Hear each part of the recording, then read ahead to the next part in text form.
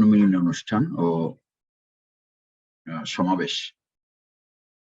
সমাবেশের প্রিয় সভাপতি, কার্যকরী পরিষদের সম্মানিত সদস্য, আমার একান্ত প্রিয় ছাত্রনেতা ভাই মোহাম্মদ নোমান শিকদার,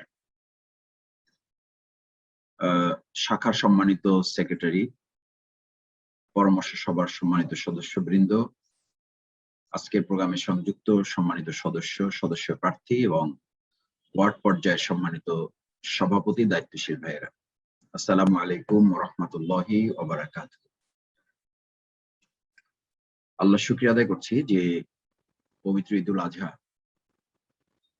আমাদের থেকে মাত্র কিছুদিন আগে বিদায় নিলেও এর শিক্ষা, এর ধারা এবং এর কর্তব্য, এর দায়িত্ব এই সম্পর্কে আমরা এখনো সচেতন থেকেছি এবং সচেতন থেকে শিক্ষা গ্রহণ করার নানান কর্মসূচি আমরা পালন করার চেষ্টা করছি। আল্লাহ সুবহানাহু ওয়া তাআলা দরবারে এই জন্য শুকরিয়া আদায় করছি, আলহামদুলিল্লাহ, এবং একই সাথে তৌফিক কামনা করছি আল্লাহ তাআলা যেন দয়া করে এই শিক্ষা থেকে আমাদের জীবন পরিবর্তন করার মতো ভূমিকা পালন করার যে সিদ্ধান্ত গ্রহণ করা দরকার, সেই সিদ্ধান্ত গ্রহণে তিনি যেন আমাদেরকে সাহায্য করেন। তার সেই সহযোগিতা কামনা করি। আমার নির্দিষ্ট বিষয়, আনুগত্যই সফল নেতৃত্ব দানে ভূমিকা রাখে।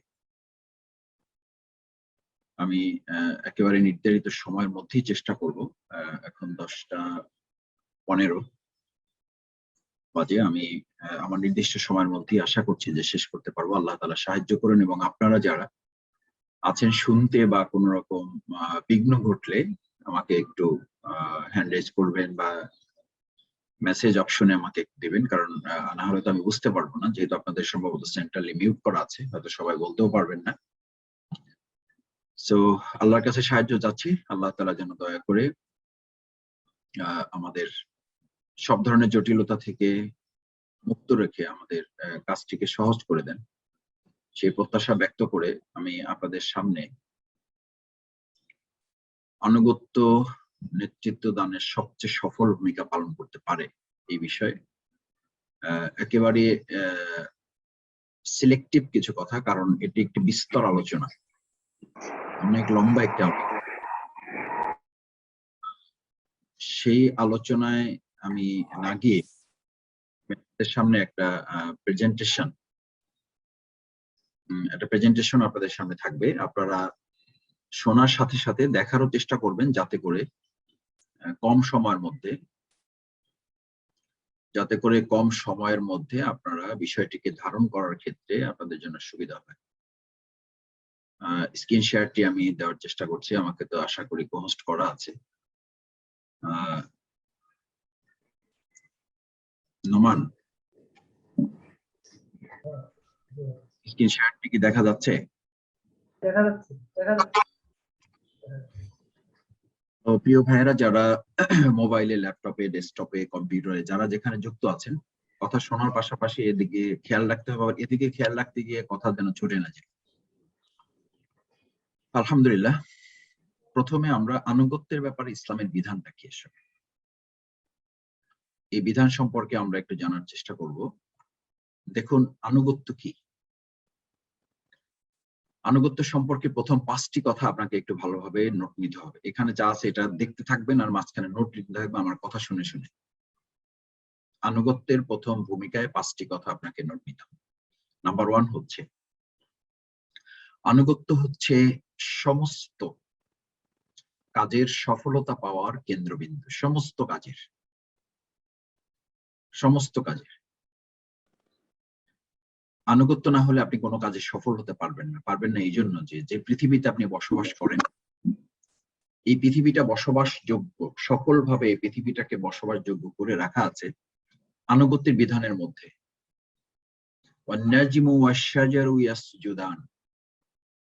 একেবারে স্রেফ আনুগত্যের বিধান। নাজম আসমানওয়ালা, শাজার জমিনওয়ালা, যা আছে আসমান এবং জমিন সবকিছু ইয়াসজুদান, তার চূড়ান্ত আনুগত্য। সিজদা হচ্ছে আনুগত্যের চূড়ান্ত নমুনা।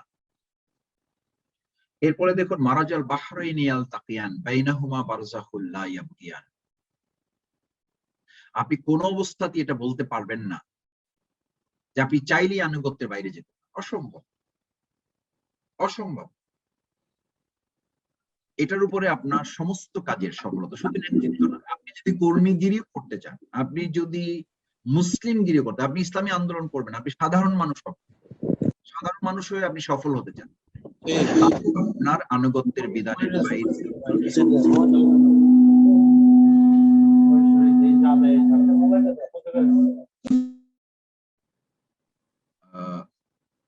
আনমিউট করা থাকলে তো সেখানে সাউন্ড হলে তো সবার জন্য কষ্ট হবে, একটু খেয়াল করুন। দ্বিতীয় হচ্ছে আনুগত্য আল্লাহর বিধান। আনুগত্য আল্লাহর বিধান। কেন আল্লাহর বিধান? আনুগত্য আল্লাহর বিধান এই জন্য যে ওয়ালাহু আসলামা মান ফিস সামাওয়াতি ওয়াল আরদি তাওআন ওয়া কারহা। এটা আপনি পছন্দ করেন আর না করেন, এটা আল্লাহর নিয়ম নীতিমালা, এটা আপনাকে মানতে হবে। ওয়ালাহু আসলাম, ওয়ালাহু আসলামা মান ফিস সামাওয়াতি ওয়াল আরদ, শুধু আসমানে না, শুধু জমিনে না, শুধু জামাত ইসলাম, ইসলামী ছাত্র শিবির না। আমাদের কারো কারো ধারণা আমি ছাত্র শিবির করি, আমি জামাত ইসলামী করি, আমি সাথী হয়েছি, আমি সদস্য হয়েছি, এখন আমার বোধহয় এই বিরাট এক আনুগত্যের বোঝা আমার ভিতরে চেপে বসেছে। নাথিং। এই ভুল ধারণা থেকে নিজেকে বের করে নিয়ে আসতে হবে, অবশ্যই নিয়ে আসতে হবে, কারণ না হলে আপনি এটাকে স্বাভাবিকভাবে নিতে পারবেন। আর স্বাভাবিকভাবে নিতে না পারলে আপনি কাজ করতে পারবেন না, কাজ না করতে আপনি কর্মী হতে পারবেন না, কর্মী না হলে আপনি নেতৃত্ব, আনুগত্য এগুলো কোথায় পাবেন? কোথায় পাবেন এগুলো? প্রশ্নই ওঠে না। ওয়ালাহু আসলামা মান ফিস সামাওয়াতি ওয়াল আরদি তাওআন ওয়া কারহা, তোমার ভালো লাগুক আর না লাগুক, এটা পছন্দ অপছন্দের ব্যাপার না, এটা আল্লাহর বিধান, এটা শখ আহ্লাদের ব্যাপার না, এটা আমার ইচ্ছা অনিচ্ছার ব্যাপার না, এটা আমার ভালো লাগা না লাগার ব্যাপার না, এটা আল্লাহর বিধান, মানতে হবে। আর প্রত্যেকটা আল্লাহর বিধান আপনার কল্যাণের জন্য। আল্লাহু আকবার। আপনার কল্যাণের জন্য প্রত্যেকটা বিধান। আপনি অক্সিজেন গ্রহণ করেন, এটা আল্লাহর বিধান। আপনি চেঞ্জ করে যদি মনে করেন বহুদিন ধরে এটা করে আসছি, আমি কার্বন ডাই অক্সাইড গ্রহণ করি, কি পরিণতি হবে আপনার? একইভাবে ঠিক এরকম করে প্রত্যেকটা আল্লাহর বিধান আপনার জন্য কার্যকর এবং কল্যাণকর। কার্যকর এবং কল্যাণকর, ভালো করে শব্দ দুটো লিখ। আনুগত্যের আল্লাহ প্রদত্ত বিধান বান্দার জন্য, শুধু ইসলামী আন্দোলনের জন্য না, মুসলিম উম্মার জন্য, প্রত্যেক উম্মার জন্য শুধু না, সমস্ত মানব জাতির জন্য না, সমস্ত সৃষ্টির জন্য কার্যকর এবং কল্যাণকর। যারা এটা মেনে চলছে তারা ভালো আছে, শুধু মানুষ বাদে বাকি সবাই মেনে চলছে, তারা ভালো আছে। শুধু মানুষ এটাকে লঙ্ঘন করছে, মানুষের উপরে নানান প্রকৃতির দুর্যোগ চেপে বসছে শুধু আনুগত্যে লঙ্ঘন। দেখেন, যদি মানুষ চেষ্টা করে পারত, মারাজাল বাহরাইন ইয়ালতাকিয়ানে বাইনাহুমা বারযাখুন লা ইয়াবগিয়ান, এই সুমিষ্ট পানি আর লবণাক্ত পানিকে তারা এক জায়গায় করে দিতে পারবে। যদি ক্ষমতা মানুষের দেওয়া হতো, মানুষ যদি এই চেষ্টা করলে এটা পারতো, তাহলে এতদিনে যুদ্ধ করে, যুদ্ধ বাদ দিয়ে, অস্ত্র শস্ত্র কেনা বাদ দিয়ে পৃথিবী ধ্বংস করার জন্য, এক রাষ্ট্র আরেক রাষ্ট্রকে শেষ করার জন্য এই মিষ্টি পানি আর লবণ পানি এক জায়গায় করে দিয়ে একটা পৃথিবীকে ধ্বংস করে দেওয়ার উদ্যোগ মানুষ গ্রহণ করতো। আল্লাহ তাআলা স্ট্রেট বলে দিয়েছে, মারাজাল বাহরাইন ইয়ালতাকিয়ান বাইনাহুমা বারযাখুন লা ইয়াবগিয়ান, তোমরা চেষ্টা করো সবাই মিলে, দেখি পারো কিনা। পারবা না, নো, পারবা না এটা। তৃতীয় হচ্ছে আনুগত্যের বিধান আপনার জন্য এটা এতখানি কল্যাণকর যে এই আনুগত্যের বিধান মেনে চলার উপরে আপনার ইবাদতের যতগুলো ইবাদত আছে, সমস্ত ইবাদতের মূল প্রশিক্ষণ হচ্ছে আনুগত্য। সমস্ত ইবাদত, নাম্বার 3 পয়েন্ট, সমস্ত ইবাদতে, নামাজ আপনাকে কি শিখায়? আপনি হয় ইমাম হবেন, না হলে মুক্তাদি হবেন। আকিমুস সালাত, আপনি ইমাম হবেন, মসজিদে যাবেন, সংঘবদ্ধ হবেন, ডিসিপ্লিন হবেন, সারিবদ্ধভাবে দাঁড়াবেন, সিস্টেম মতো সবকিছু করবেন, দ্যাট ইজ সালাত। নাকি আপনার ইচ্ছা মতো আপনি নামাজ পড়েন, ফজরের সময় যোহর, যোহরের সময় আসর, আসরের সময় মাগরিব, এটা করেন? তা তো করেন না। নাকি ইমামের পিছনে দাঁড়িয়ে আপনার ইচ্ছা মতো আপনি করেন, উনি 2 সিজদা দিয়েছে আপনি 1 সিজদা দিবেন, উনি 2 সিজদা দিয়েছে আপনি 3 সিজদা দিবেন, উনি 3 বার সুবহান রাব্বিয়াল আযীম করে উঠে গেছে, আপনি মনে করেছেন যে না 5 বার পড়লে সওয়াব বেশি, আমি 5 বার পড়ব। সফল না ব্যর্থ? এটা কোনো প্রশ্ন করা লাগবে?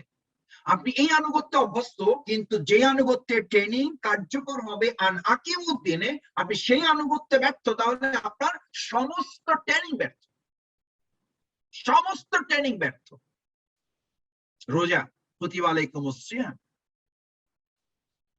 সময় শেষ, আপনার সেহরি শেষ, সময় হয়ে গেছে, আপনি ইফতার করে ফেলেন। আমি এটা প্রায় বলি, আমি ছাত্র শিবিরে আপনাদের থাকা অবস্থায় এরকম বহু জায়গায় প্রধান মেহমান হিসেবে বক্তৃতা করতেছি, আমি বলতেছি যে আমরা একটু পরে আজান হলে ইফতার করব, একজন পিছনে, দুইজন পিছনে, তিনজন পিছনে ঘড়ি দেখে ইফতার করে ফেলেছে। আমি তখন বললাম, দেখুন এই যে আমি আপনাদেরকে বললাম আজান হলে আমরা ইফতার করব, এইটুকু সময় বা এই নির্দেশটুকু আপনি মানলেন না কেন? কারণ আপনার বিবেক বলছে যে আল্লাহর ফয়সালা, সময় হয়ে গেছে, আপনি ইফতার করবেন। সেখানে প্রধান অতিথি বহু দূর থেকে এসছে, আমি যদি রিকোয়েস্ট করি আমরা 5 মিনিট পরে সবাই একসাথে ইফতার করব। সেখানে ছাত্র শিবিরের কেন্দ্রীয় সভাপতি হিসাবে যদি শফিকুল ইসলাম মাসুদ এখন আপনাকে নির্দেশ দেয়, আপনি কি এটা মানবেন? পৃথিবীর সমস্ত গোয়েন্দা সংস্থা, র্যাব, পুলিশ, জিবি, এনএসআই বন্দুক নিয়ে যদি আপনার বুকের সামনে তাক করে ধরে বলে যে খবরদার আর 5 মিনিট পরে ছাড়া আপনারা কেউ কিছু খেতে পারবেন, অথবা 5 মিনিট আগে এসে যদি আপনাকে বলতো যে আপনি 5 মিনিট আগে এখন ইফতার করবেন নাকি গুলি খাবেন, ছাত্র শিবিরের সদস্য পরে পরিচয় বাদ, এখন পরিচয় নাই, ওয়ার্ড সভাপতি পরিচয় নাই, সদস্য প্রার্থী পরিচয় নাই, বুকে হাত রেখে বলুন, বলুন বুকে হাত রেখে, রমজান আপনাকে কি ট্রেনিং দিয়েছিল? আপনি কি গুলি খাওয়ার ট্রেনিং নিয়েছেন তখন, নাকি 5 মিনিট আগে ইফতার খাওয়ার ট্রেনিং নিয়েছেন? বলুন। সেটার জন্য কি ছাত্র শিবিরের সদস্য হওয়া জরুরি ছিল? সেটার জন্য কি সদস্য প্রার্থী হওয়া জরুরি ছিল? সেটার জন্য কি ওয়ার্ড সভাপতি হওয়া জরুরি ছিল? That's Muslim, it's absolutely final. আপনি এরকম হাজার লক্ষ বন্দুক তাক করা থাকা অবস্থায় হাজারো বুলেট আপনার বুক বিদ্ধ করে ছিঁড়ে ফেলে যাত্রা করে দিলে, মৃত্যুর মুখে শাহাদাতের তামান্না চলে আসতে আপনি সাদরে গ্রহণ করবেন, আপনি চিৎকার করে বলবেন আমি 5 মিনিট নয়, আমি 2 মিনিট নয়, আমি 1 মিনিট নয়, আমি 1 সেকেন্ডের, ন্যানো সেকেন্ড, মাইক্রো সেকেন্ড, 1000 বার ভাগ করলে যে মাইক্রো সেকেন্ড, তারও আগে আমি ইফতার করব না। পৃথিবীর সমস্ত বুলেট গুলো আমি খেতে রাজি আছি, সমস্ত বুলেট গুলো আমি মুখে ধারণ করব। কি ট্রেনিং নিয়েছেন? রোজা আপনাকে কি ট্রেনিং দিয়েছে? নাকি বন্দুকের সামনে আপনাকে কৌশল অবলম্বন করে 1 মিনিট, 1.5 মিনিট, 2 মিনিট, 3 মিনিট আগে হিকমতের অবলম্বন করে আপনি ইফতার পরিবর্তে আপনি বুলেট ধারণ না করে আপনি আপনার সামনে তৈরি করা ইফতার আপনি খেয়ে ফেলবেন? সমস্ত ইবাদতের ট্রেনিং আল্লাহ রাসূল সাল্লাল্লাহু আলাইহি সাল্লামকে তাহাজ্জুদের ট্রেনিং দেওয়া হয়েছে। এখন রহমান আল্লাহ, আমরা রহমান কাদেরকে বলি? রাত্রিবেলা দরবেশগিরি, খুবই ভালো কথা। আল্লাহ তাআলা ইয়া আইয়ুহাল মুযাম্মিল কুমিল লাইলি ইল্লা কালিল নিসফাহু ওয়া বিনকুস মিনহু কালিল আও জিদ আলাইহি ওয়া রাত্তিলিল কুরআনা তারতিল ইন্না সানুলকি আলাইকা কাওলান সাকিল।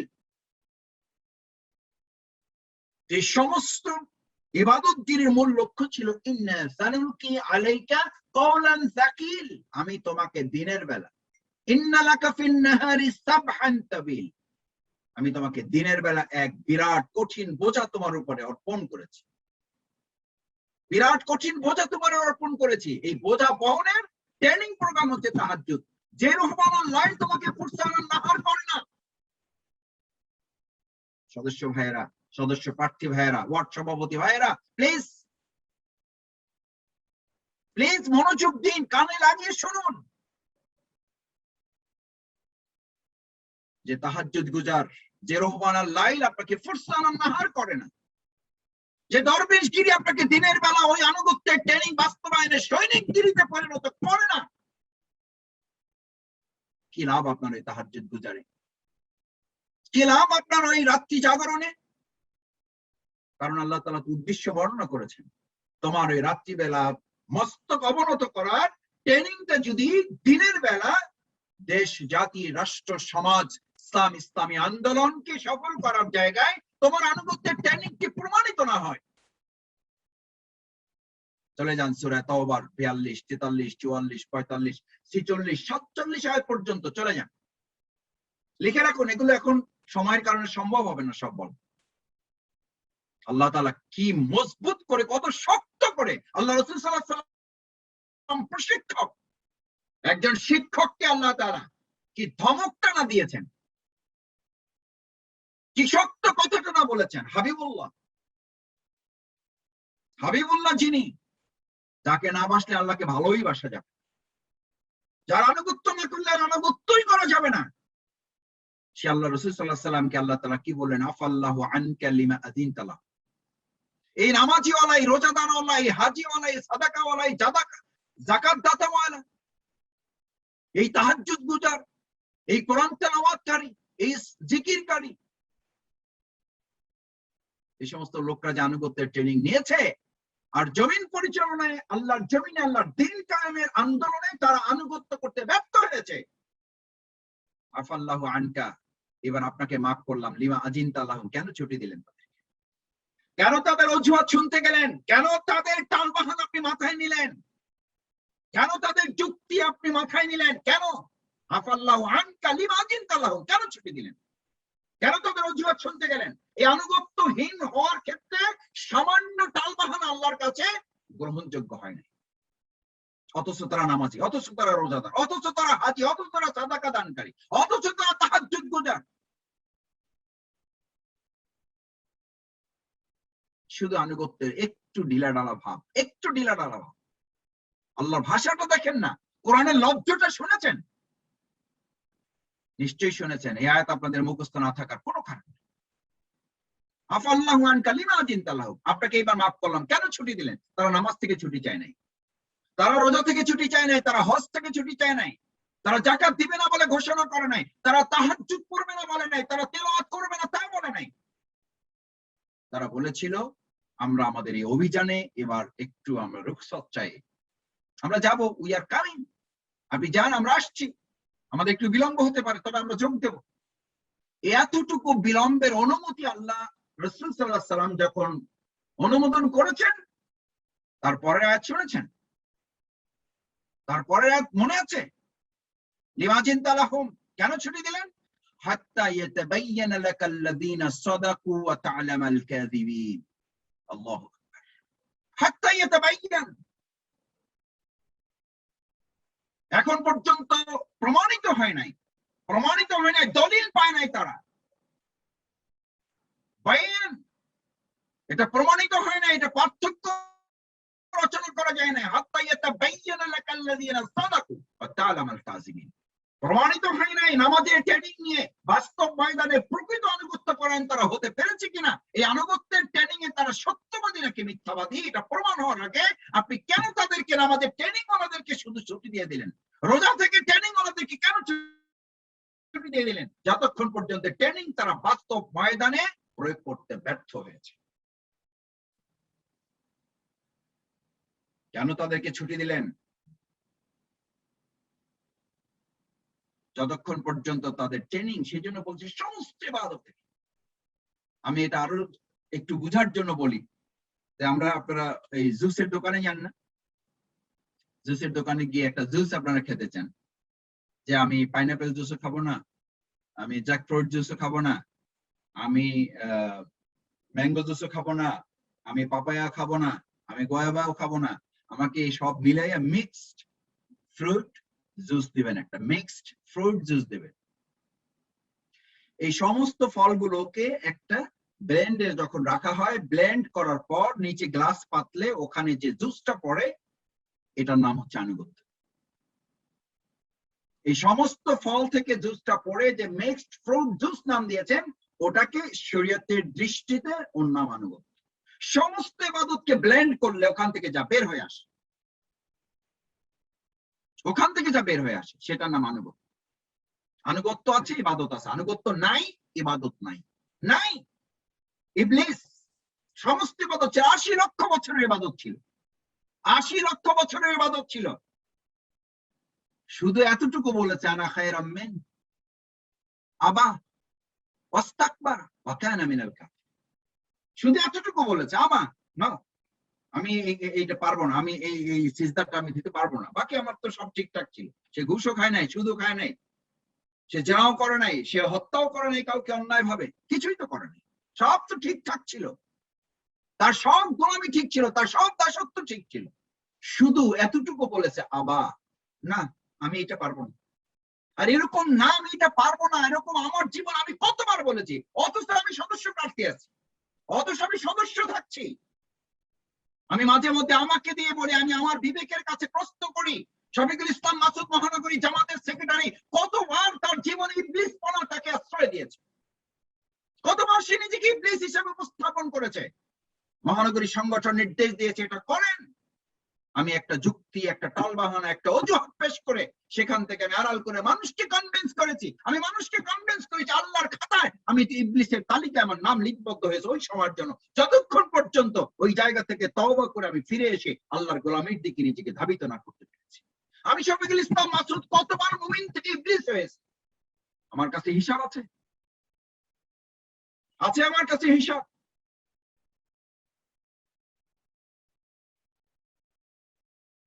ফেরেশতাদের চূড়ান্ত নেতৃত্ব দানকারী, সে এখন শয়তানের নেতৃত্ব দানকারী, সে এখন শয়তানের নেতৃত্ব দানকারী। অপরাধ কি? অপরাধ একটাই, আনুগত্য করছে, আনুগত্য করে নাই। আনুগত্য করছে জান্নাতি ছিল, আনুগত্য করে নাই, জান্নাত থেকে দুনিয়া নামক এই জাহান্নামে আমাদের স্থান হয়েছে। আনুগত্যহীন, আনুগত্য সহ জান্নাত, আনুগত্যহীন দুনিয়ার জাহান্নাম, আনুগত্যহীন জান্নাতের পথে, আনুগত্যহীন জাহান্নামের পথে। এটা আপনার পছন্দ অপছন্দের ব্যাপার, এটা জামাত ইসলামী ছাত্র শিবিরের কোনো ফর্মুলা না, এটা জামাত ইসলামী ছাত্র শিবিরের কোনো আবিষ্কার না, এটা জামাত ইসলামী ছাত্র শিবিরের কোনো রুলস এন্ড রেগুলেশন না। আমার ভাইয়েরা, আলোচনার সময় যেহেতু নির্ধারিত, সেই জন্য এত বিস্তারিত হিসেবে যাওয়া যাবে না। 4 নাম্বার, আনুগত্যের চতুর্থ আর একটা গুরুত্বপূর্ণ দিক হলো, এই আনুগত্যের মাধ্যমে হযরত ইব্রাহিম আলাইহিস সালাম, হযরত ইব্রাহিম আলাইহিস সালাম আনুগত্য প্রদর্শনে, আল্লাহর দাসত্ব, আল্লাহর গোলামি করার ক্ষেত্রে 3টি জিনিসকে তিনি অ্যাভয়েড করেছেন। না অজুহাত পেশ করেছেন, না অপারগতা পেশ করেছেন, না কোনো যুক্তির আশ্রয় নিয়েছেন। 3টে জিনিসই পয়েন্ট করে লিখে নিতে হবে। না অপারগতা পেশ করেছেন, না আমার 90 বছরের সময়ের শেষ জীবনের আমার একমাত্র কলিজার টুকরা সন্তান, আমার তো আর কোনো ছেলে মেয়ে নাই, এই একমাত্র সন্তান, তাও আমি স্বপ্নে দেখছি, কি দেখছি না দেখছি তাও তো বুঝতে পারতেছি না ভালো করে, জাস্ট মেসেজ। কি দুর্ভাগ্য, কি দুর্ভাগ্য আমাদের। ফোনে একটা মেসেজ আছে, দেখার সময় পাই না আমরা, দেখলেও আবার ওইটা আমি বলি যে আমাকে তো ওই মেসেজ দিচ্ছেন, ফোন তো দেন নাই, আমার কি করণীয় তা তো আমাকে কেউ বুঝাই দেয় নাই।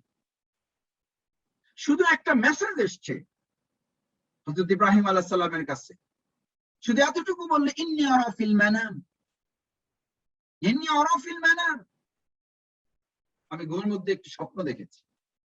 এতটুকুর উপরে একটা সন্তানকে জবাই করার সিদ্ধান্ত নিয়ে নেই।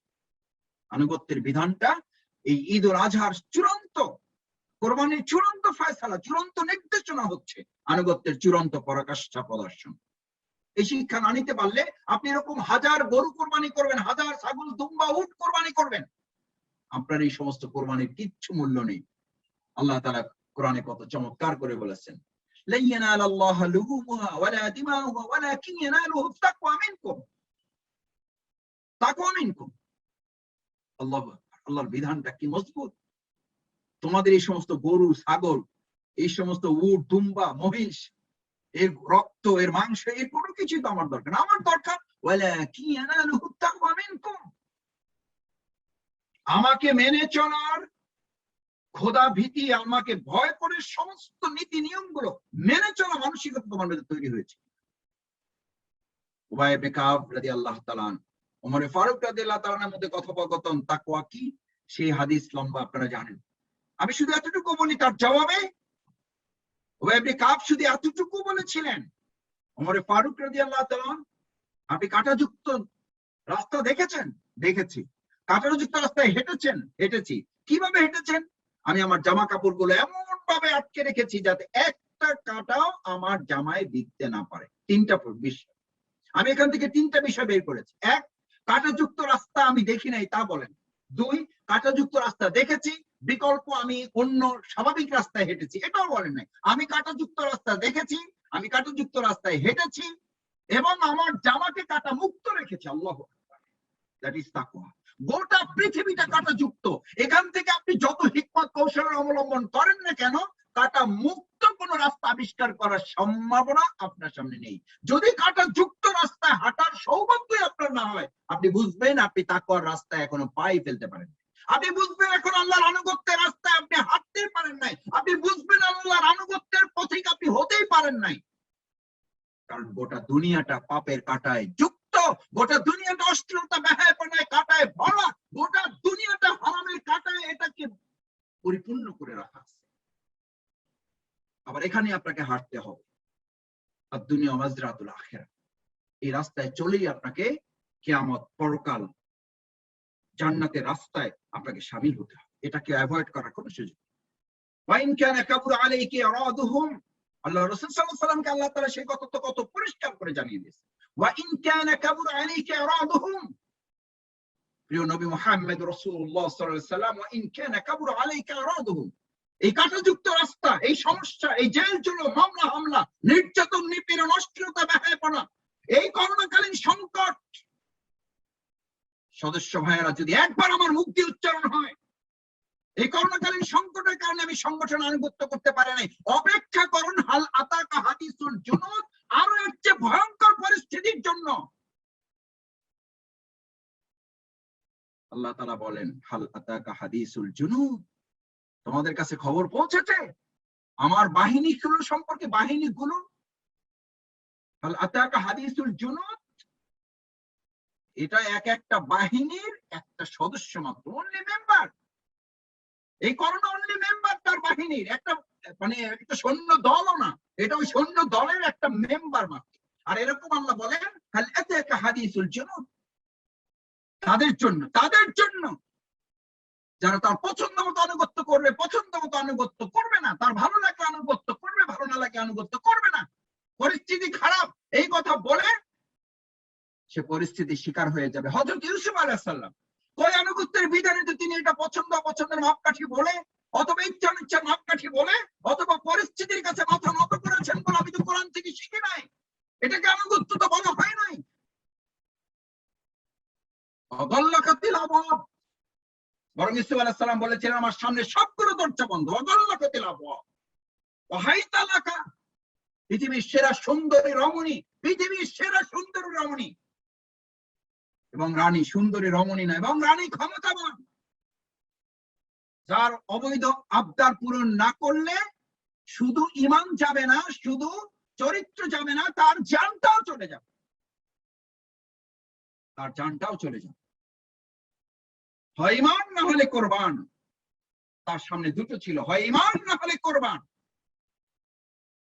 আর আমাদের কোরবানিও থাকে, ঈমানও থাকে। এখনকার জামানায় বলা হয়েছে তোমার হয় ঈমান না হলে গর্দান। যদি ঈমান থাকে গর্দান থাকবে না, গর্দান থাকলে ঈমান থাকবে না। আনুগত্যের বিধানটা আজকের কার্যকর করাটা এত কঠিন, অথচ সেই কাঠিন্যতাটা কি আল্লাহর কাছে সমর্পণ করেছিলেন হযরত ইউসুফ আলাইহিস সালাম। বলেছিলেন ক্বালা মাআযাল্লাহ, ক্বালা মাআযাল্লাহ, আই ডোন্ট কেয়ার দেয়ার, এরকম 7টা নয়, এরকম 7 কোটি দরজা যদি আমার সামনে বন্ধ থাকে, হাইতালাকা, আমি তার অবৈধ আবদারে মাথা নত করব না। আর আমার মোবাইল নাই, নেট নাই, খাওয়া দাওয়ার ব্যবস্থা নাই, আমার থাকার মেস নাই, আমার তো খোঁজ খবর নেওয়ার কেউ নাই, আমার পারিবারিক অবস্থা ভালো নয়। এই সব সংকটিত ইমানদারদেরকে আল্লাহ তাআলা যাচাই বাছাই করে নেতৃত্বের উপযুক্ত করার জন্য কে সফল হবে, এই পরিস্থিতি মোকাবেলা করে কে সফল হবে, এটা দেখার জন্য তো আল্লাহর নিয়ম। নেতৃত্ব তৈরি তো হয় এরকম আনুগত্যের বিধান কার্যকর করার এক একটা সংকটময় মুহূর্তের মধ্য থেকে। স্বাভাবিক মুহূর্ত থেকে নেতৃত্ব তৈরি হয় না। আমি জানি না আমার মূল আলোচনায় আমি যেতে পারছি কিনা, আপনারা এখান থেকে পয়েন্ট নিতে পারছি কিনা। স্বাভাবিক অবস্থায় কোনো নেতৃত্ব নাই, স্বাভাবিক অবস্থায় নেতৃত্বের সফলতা ব্যর্থতা অনিবার্য হয় না। একজন মাঝি নৌকায় উঠেছেন, মাঝে কতখানি নৌকা চালাতে পারে আর পারে না, এটা স্বাভাবিক স্রোতের উপরে নির্ভর করে না। করে ওরকম স্বাভাবিক অবস্থায় আপনি উঠে শখের বশবর্তী হয়ে নৌকা চালাতে পারেন, ভাই আমারে দেন। আমি চালাইছি, অনেক সময় আপনারাও চালিয়েছেন।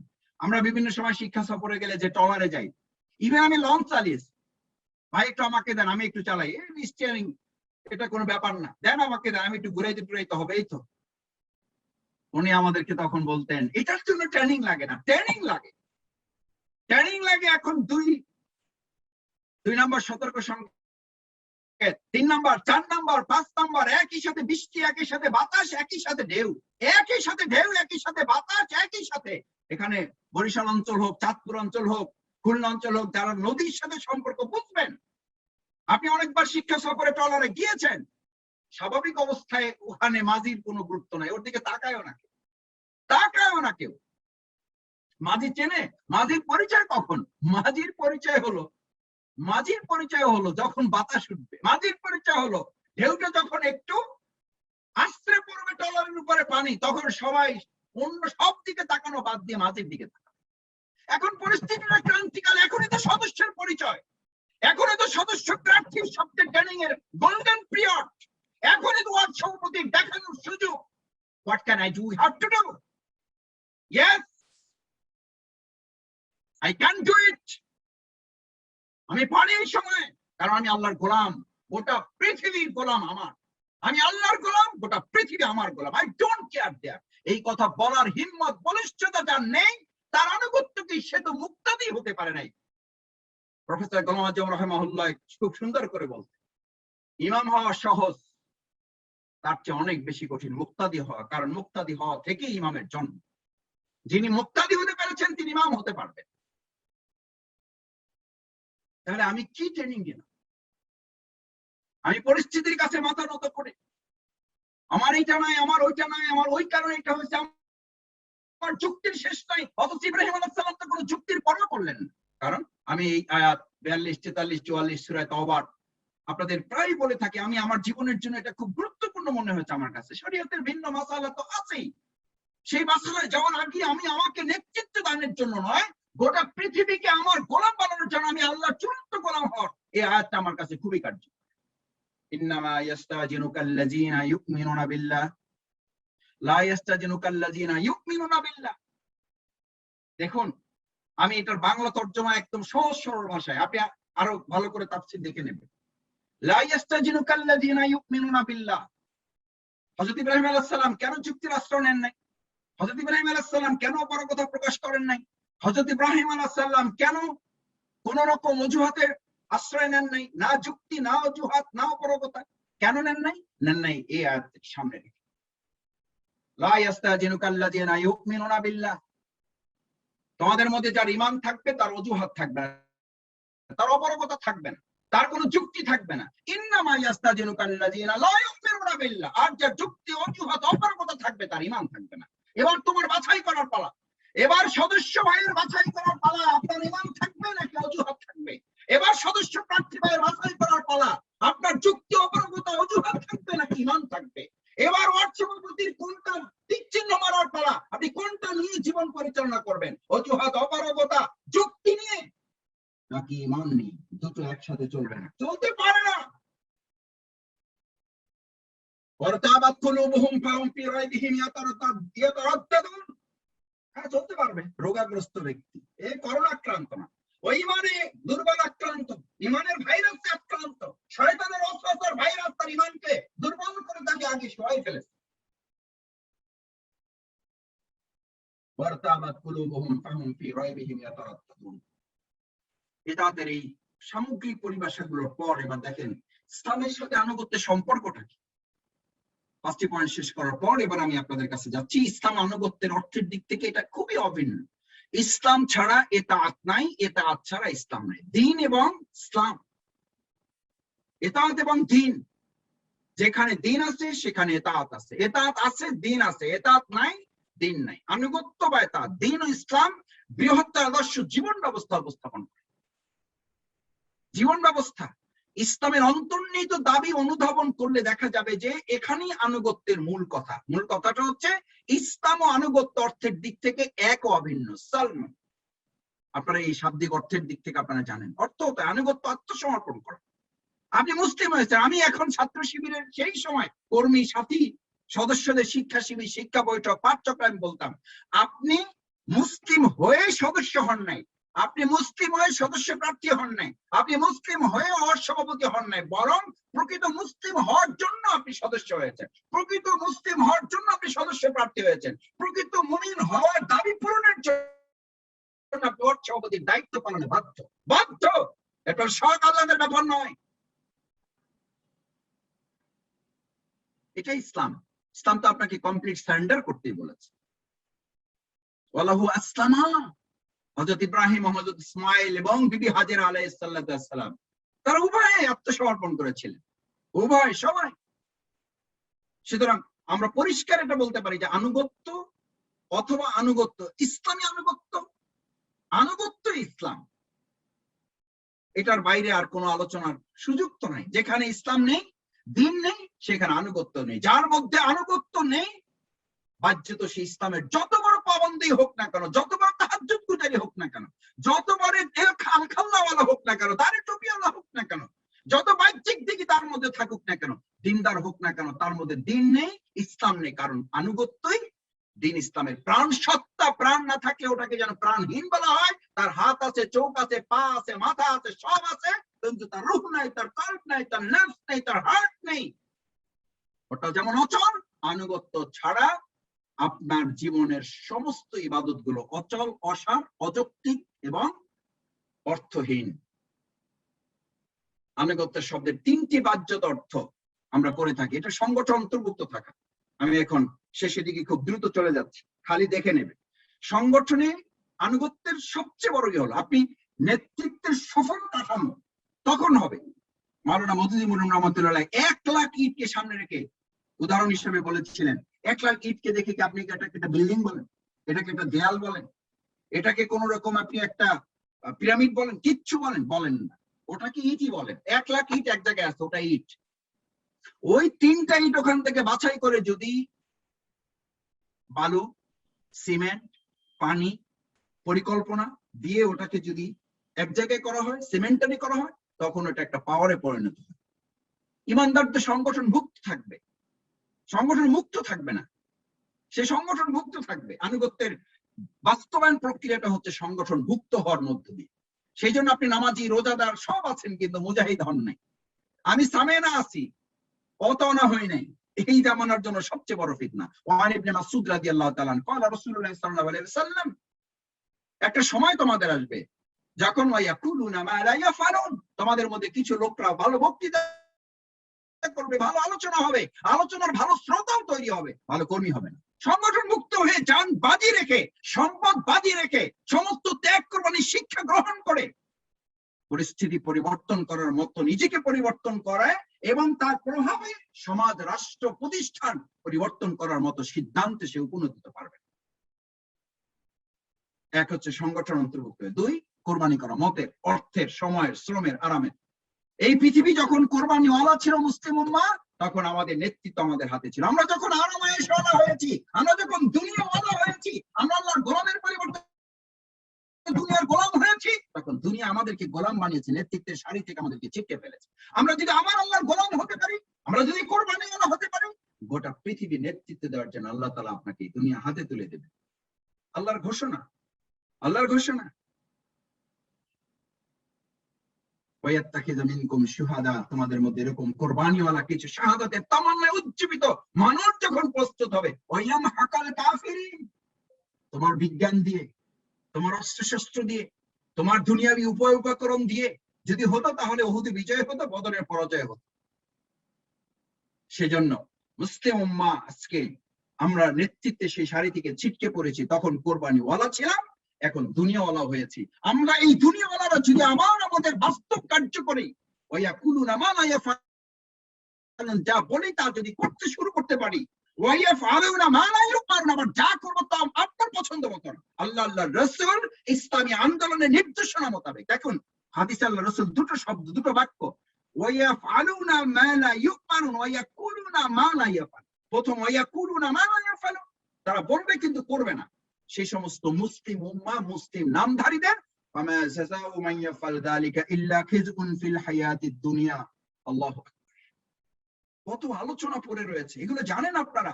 আমি শুধু রিমাইন্ড করছি, যারা এই বলবে করবে না, আবার করবে তা তার পছন্দ মতো করবে।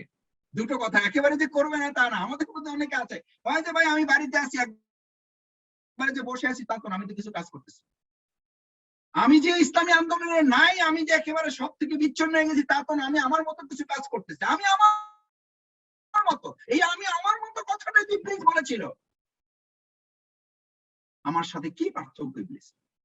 আমার মতের কোরবানি নাই, আমার অর্থের কোরবানি নাই, আমার শ্রমের কোরবানি নাই, আমার দিনের বেলা ঘামের কোরবানি নাই, রক্তের কোরবানি নাই, রাত্রিবেলা যায় নামাজে আমার চোখের পানির কোরবানি নাই। কি মূল্য আছে আমার? কেন এই পৃথিবী আপনাকে শাসন করবে? যে আপনি কি যায় নামাজ শাসন করতে পারেন না, সে জমিন শাসন করবেন, এটা হতেই পারে। যে যায় নামাজ চোখের পানিতে ভিজাতে পারেন না, জমিনকে আপনার ঘাম দিয়ে ভিজে উর্বর করতে পারেন না, সেই জমিন ইসলামী আন্দোলনের নেতৃত্বের হাতে আসবে, এটা হতেই পারে। আল্লাহ তাআলা যায় নামাজ চোখের পানিতে ভিজাতে বলেছেন, রহবানাল লাইল ফুরসানান নাহার। তারা রাত্রিবেলা যায় নামাজ চোখের পানিতে ভিজাবে, আর ওই লোকরাই আবার সকালবেলা উঠে 11টা পর্যন্ত ঘুমাবে না।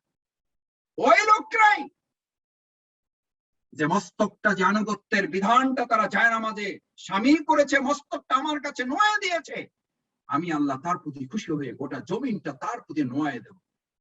গোটা দুনিয়ার রিজিক গুলো তার দিকে নোয়া দেব, গোটা পৃথিবীর বন্ধুকের নলগুলো তার দিকে নোয়া দেব, যদি ঠিক মস্তকটা আমার দিকে নোয়া দিতে পারে। আমার কাছে যদি মস্তকটা অবনত করতে পারে, গোটা পৃথিবীটা তার কাছে অবনত করে দিয়েছেন। সাদ ইবনে আবি ওয়াক্কাস রাদিয়াল্লাহু তাআলার কাছে দিয়েছেন, হযরত ওমর ফারুক রাদিয়াল্লাহু তাআলা, ওমর ইবনে আব্দুল আজিজ, তাদের কাগজের একটা লেখনীতে মিশরের সেই নদীর পানি আজও বহমান।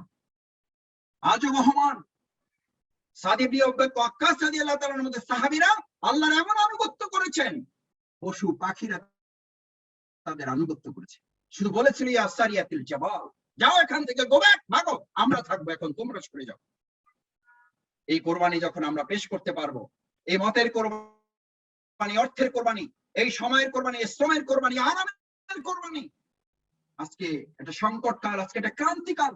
আমি বারবার বলি, ক্রান্তিকাল আমাদের জন্য একটা সম্ভাবনা তৈরি করার কাল। এটা মৌসুম। ব্যবসায়ীরা মৌসুম খুঁজে যখন ক্রান্তিকাল, তখন তারা জিনিস কেনে, স্বাভাবিক অবস্থায় জিনিস বিক্রি করে, তখন লাভ পায়। তারা বলে বিক্রির উপরে লাভ নয়, কেনার উপরে লাভ। এখন হচ্ছে ইসলামী আন্দোলনের মৌসুম, আনুগত্য প্রদর্শনের মৌসুম। কাঁঠালের যেমন সিজন থাকে, লিচুর যেমন সিজন থাকে, ইলিশ মাছের যেমন সিজন খোঁজেন, এটা আনুগত্যের সিজন। 100 জনের মধ্যে 3 জন পারবে, হু আর দেম। আপনাকে বাছাই করতে হবে সেই 3 জন কে, আমি তার মধ্যে আছি, আমি আছি কিনা। এটা সেই হাদিসের কাল, 1000-এর মধ্য থেকে 999 জন জাহান্নামে, 1 জন জান্নাতি। এটা সেই সময় 1000-এর মধ্য থেকে 1 জন আনুগত্য পরায়ণ পাওয়া যায়। আপনি সেই লোকটি হতে পারছেন কিনা, আমি সেই লোকটি হতে পারছি কিনা। উচ্চতর শক্তি বা ব্যক্তির আদেশ মানা, আল কোরআনের আলোকে আনুগত্যের এই শুধু আয়াতগুলো দেখে রাখেন। সূরা নিসা 59, আল ইমরান 31 নম্বর, এগুলো শুধু নোট নিয়ে নেন, এগুলো দেখে নেবেন, একটু ব্যাখ্যা সহ দেখে নেবেন। আল্লাহর ভালোবাসার উপায়, আপনি নিজেকে পেশ করার জন্য, নেতৃত্বের অবকাঠামোতে দাঁড়ার জন্য, যেটা এটা আল্লাহর নির্দেশ, এটা আল্লাহর ভালোবাসা পাওয়ার উপায়, হেদায়েত প্রাপ্তির পূর্ব শর্ত এটা। আপনি গোটা জাতিকে নেতৃত্ব দেবেন কি, আগে তো হেদায়েতের নেতৃত্বে আপনাকে আসন করতে হবে। আল্লাহ রহমত পাওয়ার উপায়, না হলে তো আপনি কাজই করতে পারবেন। আতিউল্লাহ রাসূল লাআল্লাকুম তুরহামুন। মাছকে আপনাকে বাঁচাতে পারবে না। আনজাল আলাইহিমুস সাকিনা, এই আনুগত্যের বিধান যারা কার্যকর করবে, আল্লাহ বলেন আমি তাদের উপরে আমার প্রশান্তি নাজিল করব। আল্লাহু আকবার। আমি মাস্ককে অস্বীকার করি না, আমি পার্সোনাল প্রোটেকশন ইকুইপমেন্ট পিপিই কে অস্বীকার করি না, আমি হ্যান্ড স্যানিটাইজারকে অস্বীকার করি না, কিন্তু এগুলোর চেয়ে আপনি ইমানদার হিসাবে আপনাকে ভরসা করতে হবে আল্লাহর রহমতের চাদর থেকে আপনি বেরিয়ে গেলে মাস্কের আবরণ আপনাকে বাঁচাতে পারবে না। আল্লাহর নিরাপত্তা থেকে আপনি বেরিয়ে গেলে আপনাকে personal protection equipment, oxygen cylinder, আপনাকে নেবুলাইজার আপনাকে বাঁচাতে পারবে, আইসিইউ আপনাকে বাঁচাতে পারবে না। নো, এটা আল্লাহ রহমত পাওয়ার উপর। আনুগত্য মুমিনের কাম্য, এটা আপনার প্রত্যাশা থাকবে। আমি আনুগত্য খুঁজে বেড়াবো, আনুগত্য আমাকে খুঁজবে না, আমি আনুগত্য খুঁজে বেড়াবো। যেখানে আনুগত্য সেখানে সফলতা, যেখানে আনুগত্য সেখানে নেতৃত্ব। ওয়াজাইলুকা লিন-নাস ইমামা, হযরত ইব্রাহিম আলাইহিস সালামকে সর্বশেষ আল্লাহ তাআলা জানিয়ে দিলেন, তুমি যে আনুগত্য প্রদর্শন করেছো এর প্রতিদান আমি পরকালে জান্নাত আর দুনিয়াতে তোমাকে নেতৃত্ব দিয়ে দিলাম। আল্লাহু আকবার, আল্লাহু আকবার। আমাকে অনেক সময় আমাদের ভাইরা বলে, ভাই কর্মীর আনুগত্য করেন। আমি বলি, আপনি আল্লাহর আনুগত্য করেন, আপনি আল্লাহর আনুগত্য করুন। কর্মীদেরকে আপনার আনুগত্য পালন করে দেওয়ার দায়িত্ব আল্লাহ গ্রহণ করবেন। আপনি আল্লাহর নির্দেশ কি পুরোটা মানেন, আপনার নির্দেশ কর্মীরা কেন মানবে? আমি এখন আমাদের পারিবারিক আলোচনায় বলি, আমি আল্লাহর কথা শুনি, আমার স্ত্রী আমার কথা কেন শুনবে? আমি আল্লাহর নির্দেশকে মানি, আমার নির্দেশ আমার সন্তান কেন মানবে? সেই জন্য আমাদের পরিবারগুলো থেকে স্পাইন বের হয় না, আমাদের পরিবারগুলো থেকে ওই শিরা বের হয়, ওই শিরা বের হয়, আরো বের হবে, অপেক্ষা করুন।